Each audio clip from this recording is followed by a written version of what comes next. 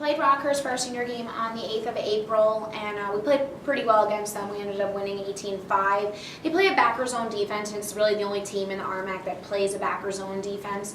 So we've been working those kinks out this week and breaking down some game film from them when we play them last, and really just emphasizing how to break that zone.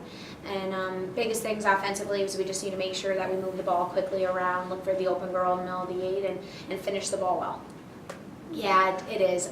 This time of year, it's just a busy time of year with finals and the stress of missing classes prior to it.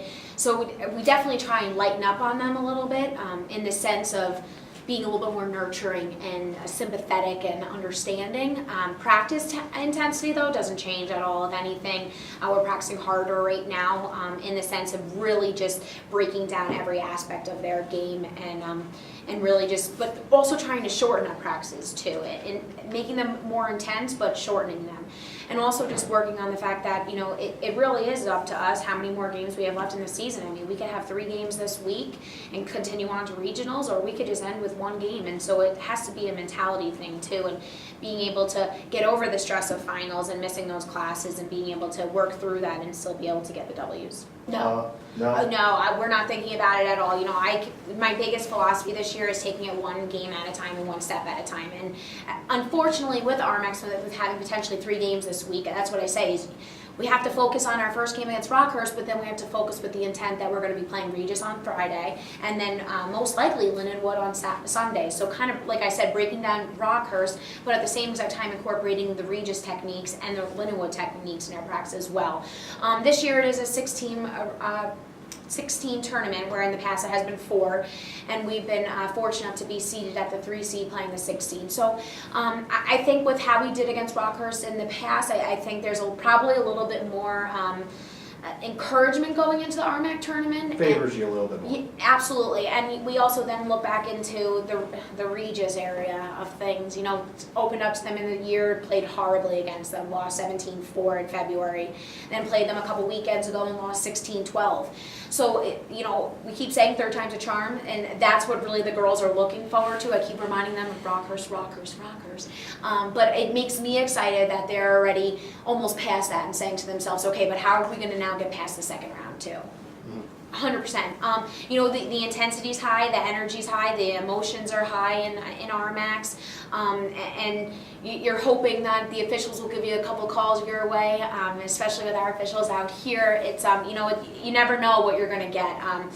So the biggest thing for us is focusing on what's happened in the past, but at the same exact time, I don't want them to let it hinder them in any way, shape, or form. So, no, you know, we think about it, we break down the losses, but I don't think about the loss of Regis, last year, or Lindenwood last year. I think about the losses to them this year and what our team and what we could do against them now. I wasn't thrilled, but at the same, I definitely understanding of their offensive player of the year, defensive player. I think that those were wonderful selections. I think I would have liked to see a couple more CMU girls on the first team and the second team. So I really wasn't thrilled about it.